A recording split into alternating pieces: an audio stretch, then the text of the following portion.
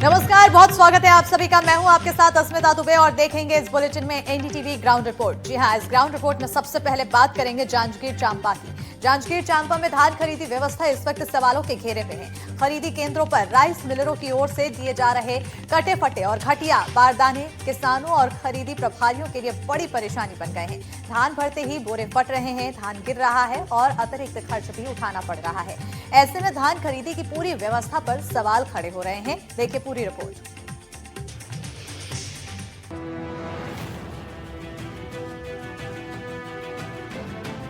फटी बोरियां, बिखरी फसल।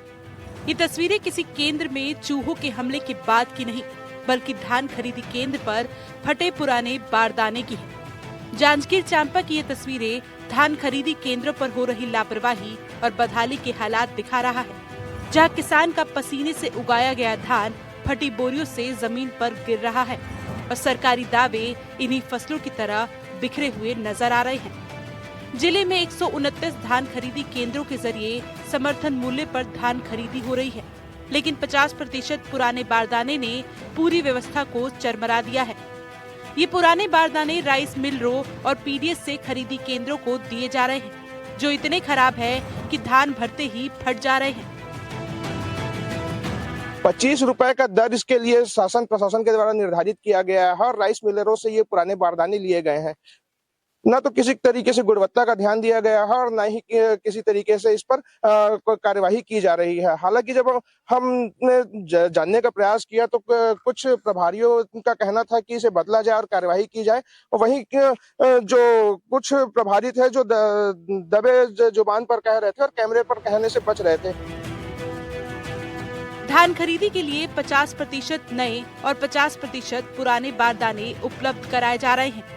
सरकार ने पुराने बारदाने की कीमत 25 रुपए तय की है, लेकिन इन्हें सिलवाने और ठीक कराने में 3 से 4 रुपए प्रति बोरी अतिरिक्त खर्च हो रहा है। इसका सीधा नुकसान खरीदी प्रभारी और किसानों को उठाना पड़ रहा है। पुराना बारदाना पूरा फटा हुआ है, तो ऐसे में हमारा धान जो अब ले रहे हैं, एक बंडल 50 का आता है, 25 सही है, 25 खराब है। तो ऐसे में तो परेशानी हो रहा है। फिर हम लोग को डबल छल्ली लगाना पड़ रहा है। अब उसको 50 में छल्ली भरा, फटा फिर उसके बाद धान गिर जाता है, उसको फिर डबल काम करवाना पड़ रहा है हम लोग को। अब बहुत सुविधा हो रही है बोरे के नाव से, है ना। डेने मतलब बोरा भर के कर रहे हैं तो उसमें गंवा रहे हैं बोरा में धान, और पूरा फटा है, उसको डबल काम करा रहे के लिए कर रहे हैं हम लोग। बारदाना उपलब्ध कराने की जिम्मेदारी मार्कफेड की होती है। साथ ही गुणवत्ता जांच और भौतिक सत्यापन के बाद ही बारदाना दिया जाना चाहिए, लेकिन जमीनी हालात इन दावों को पूरी तरह से झुठला रहे हैं। जिला प्रशासन ने निगरानी समिति भी बनाई है और विपणन विभाग भी निगरानी का दावा करता है, लेकिन इसके बावजूद अमानक बारदाना धान खरीदी केंद्रों तक पहुंच रहा है। तो इसमें कार्रवाई किया जाए, बोरा वाले जो भी दिया है, जिस मिल वाले दिया गया उसके नाम से कार्रवाई किया जाए। अब सवाल ये है कि क्या शासन और प्रशासन राइस मिलरों पर कार्रवाई करेगा? क्या किसान और खरीदी प्रभारियों को राहत मिलेगी, या फिर हर साल की तरह इस बार भी अव्यवस्था के बीच ही धान खरीदी पूरी की जाएगी? ऐसे में देखने वाली बात है कि जो बचे हुए धान खरीदी के दिन है, ये किस तरीके से इसमें कमियों को जिला प्रशासन दूर करती है और धान खरीदी सुचारू रूप से हो पाती है। एनडीटीवी के लिए शैलेंद्र कुमार श्रीवास, जांजगीर चांपा, छत्तीसगढ़। एमसीबी जिले से एक बेहद ही चिंताजनक तस्वीर सामने आई है, जहां सरकार के हर घर नल जल दावों के बीच ग्राम पंचायत दर्री टोला की करीब 500 की आबादी आज भी सिर्फ एक हैंडपंप के सहारे जी रही है। पानी भरने के लिए सुबह से शाम तक लाइन, महिलाएं, बच्चे और बुजुर्ग सभी परेशान। देखिए जमीनी हकीकत फलीता भगत की रिपोर्ट में।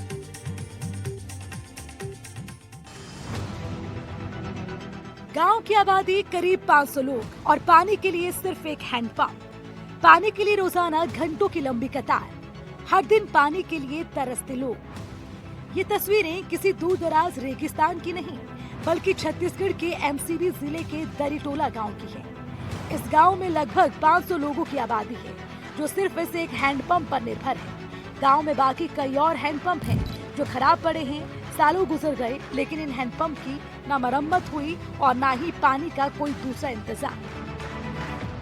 जहां दर्री टोला में 400 से 500 लोगों की जिंदगी सिर्फ एक हैंडपंप के भरोसे टिकी है। यहाँ पर पानी की समस्या काफ़ी ज़्यादा है और यहाँ की जनसंख्या कम से कम 400 से 500 है और सिर्फ एक हैंडपंप है, बाकी हैंडपंप खराब हैं।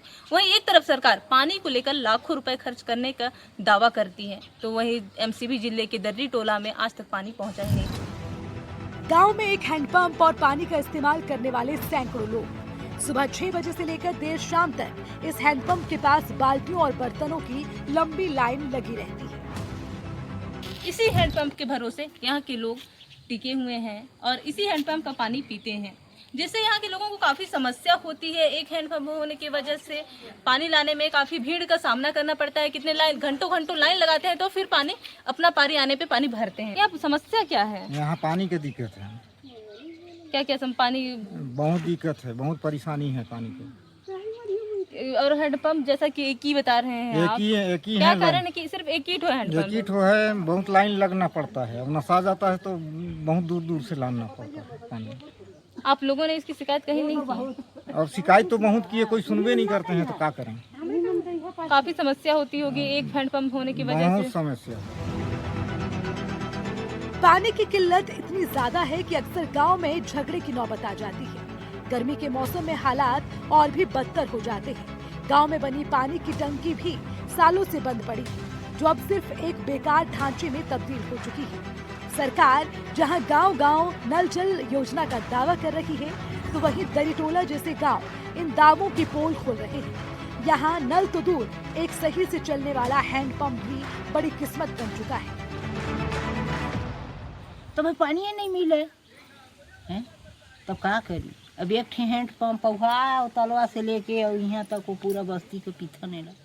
जैसे कि इस गांव में सिर्फ एक ही हैंडपंप है और भी हैंडपंप के लिए आप हैंडपंप लोग तो और है, ओठे पीछे में एक तो बिगड़ गए हैं, कोई काम का नहीं है, यही है। जैसा कि आप बता रहे हैं कि खराब हो गया है हैंडपंप, तो आप लोगों ने कहीं शिकायत नहीं की कि हैंडपंप खराब हो गया है बनवाने के लिए? अरे करते हैं शिकायत, दाऊ तो आए के बनाए देखते नहीं बने तो क्या करी। ग्रामीणों की साफ मांग है खराब हैंडपंपों की तुरंत मरम्मत हो और गांव में स्थायी पेयजल की व्यवस्था की जाए, ताकि 500 लोगों की ये आबादी हर दिन पानी के लिए संघर्ष करने को मजबूर ना हो। सरकार बता रहे हैं कि कई घंटों तक लाइन लगाना पड़ता है और एक ही हैंडपंप होने की वजह से काफी समस्या होती है। अब देखना होगा कि इस खबर के सामने आने के बाद यहाँ के लोगों को पानी कब तक मिलता है या फिर इसी एक हैंडपंप के भरोसे यहाँ की जिंदगी टिकी रहती है। एनडीटीवी के लिए एमसीवी से फलिता भगत की रिपोर्ट। सरकारी पैसों से जंगल की हिफाजत के लिए खड़े किए जा रहे मुनारे और उन्हीं मुनारों में सेंध। डिंडौरी जिले में वन विभाग के कामकाज पर गंभीर सवाल खड़े हो गए हैं। करंजिया वन परिक्षेत्र के दलदल बीच में मुनारों के निर्माण में खुलेआम मानकों की अनदेखी की तस्वीर सामने आई है, जहां एक मुनारा जंगल की सीमा तय करने के लिए बनाया जा रहा है, तो वहीं उसी मुनारे की नींव खुद घोटाले पर टिकी दिखाई दे रही है। एनडीटीवी के कैमरे में गड़बड़ियां कैद हुई हैं और मौके पर मौजूद वन रक्षक ने खुद लापरवाही स्वीकार कर ली है। देखें मौके से हमारे संवाददाता विजय तिवारी की रिपोर्ट। वन विभाग द्वारा जंगल की सीमा निर्धारण करने के लिए जंगल के अंदर मुनारों का निर्माण कराया जा रहा है और उन मुनारों के निर्माण में किस कदर यहाँ धांधली की जा रही है, जिसकी तस्वीरें आप साफ तौर पे देख सकते हैं। इस वक्त हम मौजूद हैं करंजिया वन परिक्षेत्र अंतर्गत ग्राम पंचायत चकमी से लगे जंगल में और आप देख सकते हैं यहाँ पर जो ये मुनारे का निर्माण कराया जा रहा है, इस मुनारे के निर्माण में जो निर्धारित मानक हैं, मानकों का भी पालन नहीं किया जा रहा है। साथ ही गुणवत्ता भी जो है, इसमें गुणवत्ता का भी कोई ख्याल नहीं रखा जा रहा है। सबसे हैरान कर देने वाली बात यह है कि इस मुनारे के निर्माण के लिए जो यहाँ पे नींव को बनाया जाना चाहिए था, बेस बनाया जाना चाहिए था, वो बेस का यहाँ नामो निशान नहीं है। पत्थर की ढेरी रख के यहाँ पे जो है मुनारों का निर्माण यहाँ कराए जाने की तस्वीरें आप साफ तौर पे देख सकते हैं। तो कहीं ना कहीं इस पूरे वन परिक्षेत्र में कई मुनारों का निर्माण कराया गया है और यहाँ के स्थानीय लोग भी हैं, उनसे हम बात करते हैं, जानते हैं। क्या नाम है भैया आपका? मेरा भोला राम धरू है। ये क्या बन रहा है भैया आपके यहाँ गाँव में? ये जंगल जो ये बॉर्डर होता है उसमें मुनारा बन रहा है। तो देखने मारा मुनारा ऐसे बनते हैं मुनारे, आप कभी देखे ऐसा मुनारा? ऐसा मुनारा तो नहीं देखे साहब, पहली बार देख रहे हैं कि बीच में पत्थर डलवाया जा रहा है। नहीं तो उसमें गिट्टी और रेत का मसाला बनवा के डलवाते हैं बेस। सर क्या नाम है आपका? आप अपना नाम बताइए ना, क्या नाम है? सर मेरा नाम तो फूल सिंह है। क्या है आप? बीट गार्ड हूँ। ये मुनारा बनवा रहे हैं सर, देखने में आ रहा है, तो ये इसमें मानक का बिल्कुल कभी ख्याल नहीं रखा जा रहा है। और क्या बताऊं सर, मैं था ही नहीं। और क्या बताऊं, हमारे डिप्टी साहब भी नहीं आते, तो अब मेरा स्वास्थ्य खराब रहता है, तो ये अपने हिसाब से ये डाल दी अपनी सुविधा के लिए, तो मैं क्या करूं। नहीं तो ये आप ऐसा मुनारा कभी बनता है क्या? नियम क्या होते हैं मुनारे के? नियम ये नहीं रहता सर, ऐसा नहीं बनने का रहता। क्या रहता है, क्या कैसा पत्थर बनाया डालने जाता का नहीं रहता है। हाँ। आरसीसी का ही बनता है मुनारा। तो इसमें तो आप पत्थर भर रहे हैं, बेस भी नहीं बनाए हैं।